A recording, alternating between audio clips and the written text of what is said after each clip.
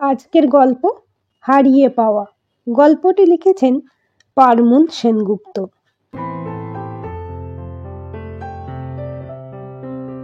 বসন্ত হেমাঙ্গীর আজ 25 বছরের বিবাহ বার্ষিকী।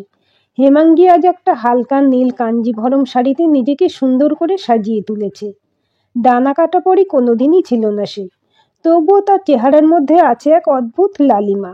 সব কিছুর মধ্যে সুন্দর তার টানা টানা দুটি চোখ। এককালে বসন্ত বলতো হেমের চোখ নাকি কথা বলে। এ কথা শুনে তখন লজ্জায় লাল হয়ে যেত সে। আজও এ কথা মনে পড়তেই একটা অদ্ভুত অনুভূতি কাজ করে হেমাঙ্গীর মনে। তবে সেটা কি বোঝার আগেই শাড়ির আঁচলে আলতো করে চোখ মুছে বাকি সাজটা সম্পূর্ণ করে সে। উগ্র সাজ কোনোদিনই পছন্দ নয় তার। বসন্তের কথায় হালকা সাজেই নাকি তাকে বেশি মানায়। কিন্তু আজ তার একটাই ভয়, বসন্তের মতো অতিথিরা যেন তার চোখের ভাষা বুঝে না ফেলে। সন্ধ্যা নামার সাথে সাথে একে একে সকলে আসতে শুরু করে। দু কামরার ঘরটা যেন হাসি আড্ডা ফুলের তোড়ায় কানায় কানায় পূর্ণ হয়ে যায়। সব শেষে সদ্য ডিভোর্সে ঋতুজা আসে ছেলে শুভ্র নীলকে নিয়ে। হলুদ রঙের সাউথ সিল্কে তার রূপ যেন দ্বিগুণ মাত্রা পেয়েছে। কি আছে এই মহিলার মধ্যে? তবে কি রূপই মানুষের সব? হেমাঙ্গীর মনের মধ্যে চলা সব প্রশ্নের উত্তর যেন সে পেয়ে যায় ঋতুজা আসাতে বসন্তের তৎপরতা দেখে। অনুষ্ঠানে ঋতুজার সুরেলা কণ্ঠস্বরে আমি তোমার প্রেমে হব সবার কলঙ্কভাগী গাওয়ার মুহূর্তে বসন্তের মুগ্ধ চাহনি। আসর শেষ হওয়ার জায়গায় গিয়েও ঋতুজার প্রতি তার অতিরিক্ত যত্নশীল আচরণ কোনো কিছুই দৃষ্টি এড়ায় না হেমাঙ্গীর। চিৎকার করে কাঁদতে ইচ্ছে করে তার, কিন্তু সাবধানী হেম বুকের উপর পাথর চাপা দিয়ে অনুষ্ঠানের শুরু থেকে শেষ হাসি মুখেই কাটায়। শুধু ছেলেবেলার বন্ধু তুলিকার কাছে তার মনের অব্যক্ত যন্ত্রণা, সযত্নে লুকিয়ে রাখা গভীর ব্যথা সবটাই যেন না বলতেও প্রকাশ হয়ে যায়। তুলিকা কিছুটা ধমকের সুরেই বলে, মিথ্যা সংসারটাকে কেন বয়ে বেড়াচ্ছিস বলতো? হেমাঙ্গী ভাবে শুরু থেকেই তো সব মিথ্যে ছিল না, কিন্তু ভুলটা ঠিক কোথায় হলো সে নিজেও তো তার সদুত্তর আজও খুঁজে পায়নি। 3 বছরের প্রেম, তারপর পরিবারের অমতে বিয়ে করলেও বসন্তের সাথে সুখেই দিন কাটছিল। কিন্তু বছরখানেক হলো বসন্তের ব্যবহারে যেন আমূল পরিবর্তন ঘটে গেছে। হেমাঙ্গী তো সারাদিন ঘরে বসে না থেকে একটা কিছু করলেই পারে। এই সমস্ত টুকিটাকি কিছু কথা বলার পর হেমাঙ্গীর মুখ থেকে তুমি তো আছো শুনলেই যেন ধৈর্য হারিয়ে উত্তেজিত হয়ে পড়ে বসন্ত। ইদানিং ঋতুজা নামক এক অফিস কলিগের সাথে তুলনা টেনে হেমাঙ্গীকে বড় বেশি অপমান করে সে। কথায় কথায় শুধু এতটুকু একটা মেয়ে একা হাতে চাকরি করছে, আবার ছেলেও সামলাচ্ছে, ওকে দেখেও তো শিখতে পারো। কিন্তু না, সবসময় খালি এক কথা, চাকরি করতে ভালো লাগে না। প্রথম প্রথম বসন্তের কথাগুলো গায়ে লাগলেও মনে লাগতো না, কিন্তু যত দিন যাচ্ছে সর্বক্ষণ ঋতুজার প্রসঙ্গ টেনে হেমাঙ্গীকে ছোট করাটা কিছুতেই নেওয়া যাচ্ছে না। তবু হেমাঙ্গী চেষ্টা করে যদি আবার সবকিছু আগের মতো হয়ে যায়। সমস্ত কাজকর্ম শেষ হলে শোয়ার ঘরে গিয়ে বসন্তকে বলে, আজ অনেক দিন পর তোমায় এত হাসি খুশি দেখে খুব ভালো লাগছিল জানো। বসন্ত এর কোনো উত্তর দেয় না, শুধু বলে লাইটটা অফ করো, সকালে আমার অফিস আছে, বলেই পাশ ফিরে শুয়ে পড়ে। বসন্ত হেমাঙ্গীর একমাত্র মেয়ে এমিলি পড়তে গেছে ব্যাঙ্গালোরে। কাজে সারাটা দিন তার প্রায় একাই কাটে। ঠিকই কাজের বউটা শুধু 1 ঘন্টার জন্য আসে, বাকি সময়টা টুকিটাকি কাজ করে কাটলেও দুপুরটা যেন কাটতেই চায় না। গল্পের বই পড়ে টিভি দেখেও বড় নিঃসঙ্গ লাগে। উচ্চবিত্ত পরিবারের একমাত্র মেয়ে হয়েও যৎসামান্য মাইনের চাকরি করা বসন্তকে বিয়ে করার সিদ্ধান্তটা হেমের বাবা কিছুতেই মেনে নিতে পারেননি। সেই থেকে বাবার সাথে আর কোনো যোগাযোগ নেই, কেবল মায়ের সাথে বাবার অনুপস্থিতিতে ফোনে কথা হয়। পড়াশোনায় বসন্তের চেয়ে ঢের ভালো হয়েও যাতে ওর মেল ইগো হার্ট না হয় তাই গ্র্যাজুয়েশনে টপ করেও পড়তে চায়নি আর। স্ত্রী ও মেয়ের প্রতি সমস্ত দায়িত্ব পালন করলেও বসন্তের রোজ দেরি করে বাড়ি ফেরা, প্রয়োজন ছাড়া একটা কথাও না বলা, সবটাই বড় কষ্ট দেয় হেমকে। বসন্ত আজ সুপ্রতিষ্ঠিত, বহুবার ভেবেছে কাউকে কিছু না জানিয়ে বেরিয়ে যাবে নিরুদ্দেশের পথে, কিন্তু মেয়েটার কথা ভেবে যেতে পারেনি। এছাড়া সে শুধুমাত্র একজন গৃহবধূ, এখান থেকে বেরিয়ে যাবেই বা কোথায়? আর দিনই বা চলবে কিভাবে? নিজের যেটুকু গয়না সাথে নিয়ে এসেছিল তাও তো ফ্ল্যাট কেনার সময় বিক্রি করে দিয়েছে। এইসব 7-5 ভাবতে ভাবতে সন্ধে নামে। স্ট্রিট লাইটের আলোয় একটা বাচ্চাকে পড়তে দেখে হেম ভাবে, প্রতিকূলতাকে কাটিয়ে এগিয়ে যাওয়ার নামই বোধহয় জীবন। তাহলে সে কেন পারছে না তার স্থবির জীবনটাকে এগিয়ে নিয়ে যেতে? সেদিন রাতে বসন্ত বাড়ি ফেরে না। ফোনের পর ফোন করে সুইচ অফ পেয়ে দিশেহারা হয়ে তুলিকাকে ফোন করে সব জানায়। ইতিমধ্যে ফোনে বসন্তের মেসেজ আসে, দিন 3 কিছু কাজের জন্য তাকে বাইরে যেতে হচ্ছে। পরের দিন সকালে তুলিকা আসে। প্রতিবারের মতো এবারও প্রচণ্ড রেগে গিয়ে বলে, কি আছে বলতো ওই মানুষটার মধ্যে? নিজের ভেতরে চাপা যন্ত্রণাগুলো যেন চোখের জলের আকারে বেরিয়ে পড়তে চায়। আমি কি করব? কোথায় যাব? কেনই বা এখানে আছি? কিছুই বুঝতে পারছি না। তুলিকা কিছু কাজ করার কথা বললেই, এই বয়সে এসে কি চাকরি করবে, আর কেই বা তাকে চাকরি দেবে? এইসব ভেবে কুল কিনারা পায় না সে। তবে এখন সে বুঝেছে অর্থনৈতিকভাবে স্বাবলম্বী হওয়াটা খুব জরুরি, না হলে কোনো পথই খুলবে না। নিজের মার্কশিটগুলো বার করে কলেজ জীবনের অধ্যাপক ও বন্ধুদের বলা উজ্জ্বল ভবিষ্যতের কথা মনে পড়ে যায়।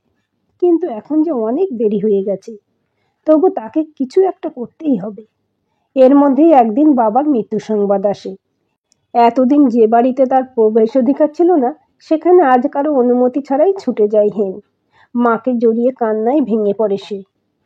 কথা যাতায়াত সবকিছু বন্ধ থাকলেও জানতো মানুষ দুটো আছে। ফুলের শয্যায় শায়িত বাবার পায়ের উপর মাথা রেখে বলে, আমাকে ক্ষমা করো বাবা, আমি ভুল করেছি। ধীরে ধীরে সমস্ত কাজ মিটে যায়। এখন মায়ের কাছে প্রায়ই যাতায়াত করে হেমাঙ্গী। কিছুদিন হলো এমিলিও পড়া শেষ করে ফিরে এসেছে কলকাতায়। বাবা মায়ের মধ্যে দূরত্বটা এখন এমিলিরও অগোচর নয়। হেমাঙ্গীর মা এখন বাড়িটা লিখে দিয়েছে হেমাঙ্গীর নামে। কিন্তু এত বড় বাড়ি নিয়ে সে কি করবে? মাকে দেখা, বাড়ি রক্ষণাবেক্ষণ সবটাই যেন দুরূহ হয়ে পড়েছে। তাই এমিলি আর তুলিকার সাথে কথা বলে বাড়িটা বিক্রি করে নিজের ফ্ল্যাটের পাশেই একটা 2 কামরার ফ্ল্যাটে মাকে এনে রাখে হেমাঙ্গী। এদিকে যত দিন যাচ্ছিল বসন্তের সাথে সম্পর্কের যেন আরো অবনতি ঘটছিল। ভালোবাসার মানুষটার এহেন পরিবর্তন তাকে কুঁড়ে কুঁড়ে খাচ্ছিল। তাই একদিন বিনা প্রতিবাদে একটা চিঠির মাধ্যমে বাড়ি ছাড়ার কথা জানিয়ে একটু শান্তির আশ্রয় খুঁজতে মায়ের কাছে গিয়ে ওঠে হেম। প্রথম প্রথম মায়ের অনেক প্রশ্নের সম্মুখীন হলেও সবটা জানার পর কেউ তাকে আর কোনো প্রশ্ন করে না। বাড়ি ছেড়ে আসার পর 2-3 বার বসন্তের ফোন আসলেও তার কথায় বাড়ি ফিরিয়ে নিয়ে যাওয়ার তাগিদ বিশেষ ছিল না বলেই মনে হয়েছিল হেমের। কষ্ট হলেও হেম তার সাথে যোগাযোগ করার চেষ্টা করেনি। সেই থেকে বসন্তের স্থান শুধু হেমের মনের মধ্যেই রয়ে গেছে। এখন শুধু তার একটাই লক্ষ্য, যে করে হোক নিজের পায়ে দাঁড়াতেই হবে। অনেক চিন্তা ভাবনা করে হেম সিদ্ধান্ত নেয় বাড়ি বিক্রি টাকায় সে ছোটদের জন্য একটা কিন্ডারগার্টেন স্কুল খুলবে। কিন্তু কোনো কিছু ভাবা তাকে বাস্তবায়িত করার মধ্যে যে অনেক পার্থক্য, সেটা কাজে নামার পর সে উপলব্ধি করতে পারে। কলকাতা শহরে স্কুল করার মতো জায়গা পেতে তাদের ভীষণভাবে নাজেহাল হতে হয়। দালাল লাগিয়েও ঠিক মনের মতো জায়গা পাওয়া যায় না। এর মধ্যে তুলিকা এসে জানায়, জানিস হেম, আজ বসন্তদার সাথে দেখা হয়েছিল, তোর কথা জিজ্ঞেস করছিল। আমিও প্রথমে সুযোগ বুঝে 2-1 কথা শুনিয়ে দিই। দেখলাম চেহারাটা একটু ভেঙে গেছে। তবে তোর স্কুল খোলার সিদ্ধান্তের কথা শুনে দেখলাম খুব খুশি হলেন।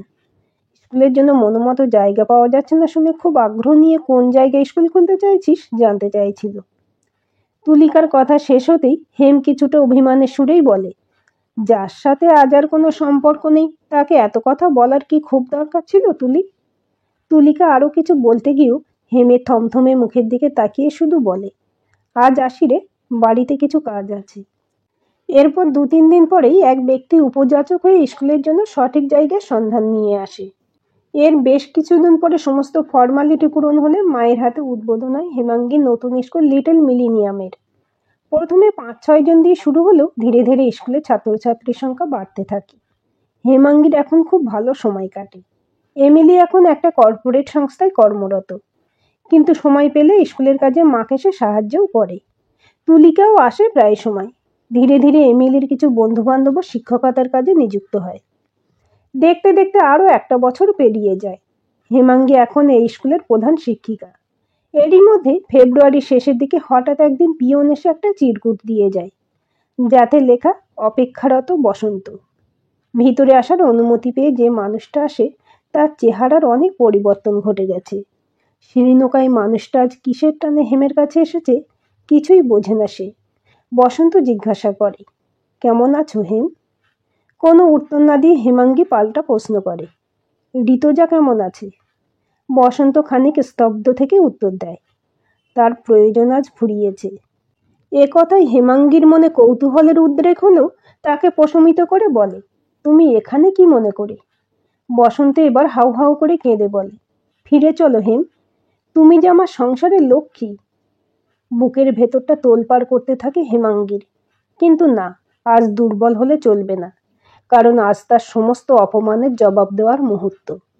তবুও পারে না হেরে যাওয়া মানুষটাকে নতুন করে কষ্ট দিতে। শুধু বলে, তা আর হয় না, এটা আমার কাজের জায়গা, এখানে তুমি আর এসো না। বসন্ত বলে, আবার কি সব কিছু শুরু করা যায় না হেম? মনের ভিতরের সমস্ত দুর্বলতাকে শক্ত হাতে রুদ্ধ করে শুধু বলে, তার হয় না। যখন তোমায় ভালোবেসেছিলাম তখন আমি ছিলাম সদ্য কৈশোর পেরোনো এক যুবতী, আর আজ আমি একজন সম্পূর্ণ নারী। তোমার থেকে আঘাত পেয়েই নিজেকে চিনেছি, তার জন্য তোমায় ধন্যবাদ। তবে এই বয়সে আর যাই হোক, নতুন করে ভালোবাসতে পারবো না। তাই এই অনুরোধ নিয়ে আর কখনো এসো না আমার কাছে। বসন্তকে এত কিছু বলার পরেও সে কিছুক্ষণ চুপ করে থেকে বলে, আমি যে কোথাও যাইনি হেম, তাই ফেরার কোনো প্রশ্নই ওঠে না। বসন্তকে দেখে হেমাঙ্গী যতটা না আশ্চর্য হয়েছিল, তার থেকে আরো বেশি আশ্চর্য হয় বসন্তর কথা শুনে। বসন্ত এবার এক নিঃশ্বাসে বলে, বছর 6 আগে গলার কিছু সমস্যা নিয়ে আমি একদিন অফিস ফেরত ডাক্তারের কাছে যাই। প্রাথমিক কিছু পরীক্ষা নিরীক্ষার পর জানা যায় আমার শরীরে ক্যান্সার দানা বেঁধেছে। এ কথা শোনার পর কিছুক্ষণের জন্য জীবনটা যেন স্তব্ধ হয়ে গেছিল। কিন্তু সেদিন নিজেকে হারানোর ভয়ের সাথে সাথে আর একটা ভয় আমার ভিতরে প্রবলভাবে কাজ করছিল।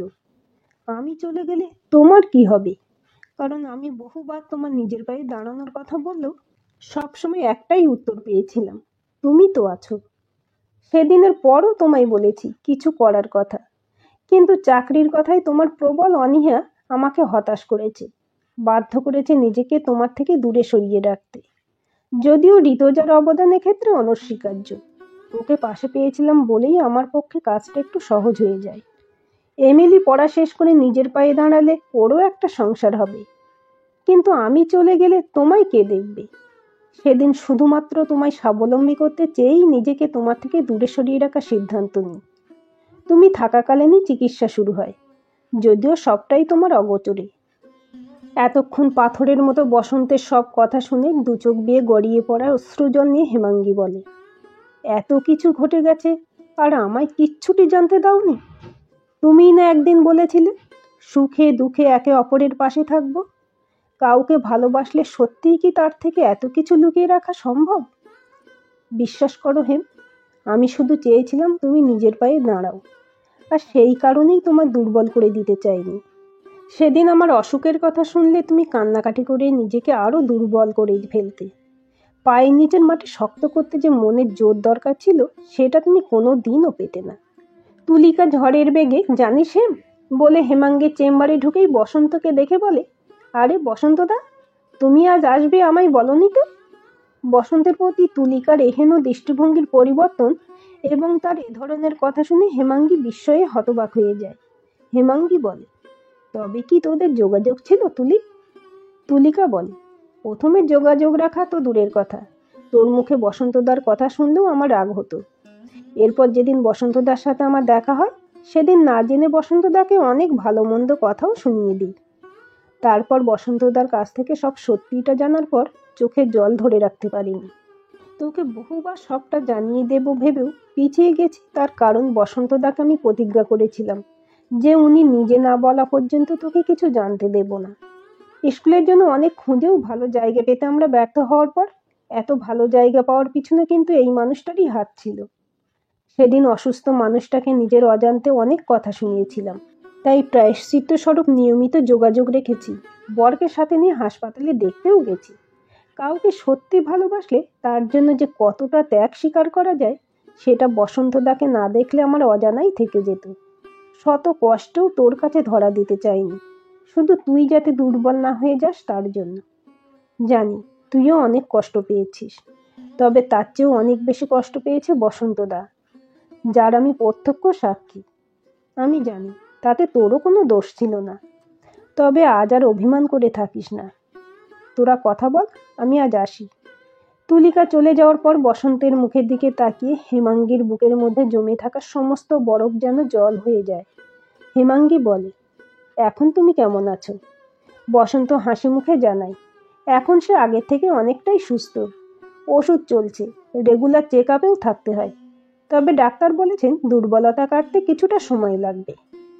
বসন্তের কথা শুনে হেমাঙ্গীর ঠোঁটের কোণে হাসির রেখার সাথে সাথে বাইরে কোকিলের কুহতান জানান দেয়, সবকিছু শেষ হয়ে যায়নি, সময় এখনো অনেক বাকি। আজ বেশ কটা বসন্ত পেরিয়ে বসন্তের হাত ধরে পুনরায় হেমাঙ্গীর জীবনে ফিরে আসে প্রেমের বসন্ত। আজকের গল্পটি আপনাদের কেমন লাগলো কমেন্ট করে জানাবেন। ভালো লাগলে অবশ্যই একটা লাইক দেবেন আর চ্যানেলটি সাবস্ক্রাইব করে সাথে থাকবেন এবং নতুন ভিডিও আপডেট পেতে বেল আইকনটি ক্লিক করে রাখুন। গল্পটি প্রিয়জনদের সাথে শেয়ারও করতে পারেন।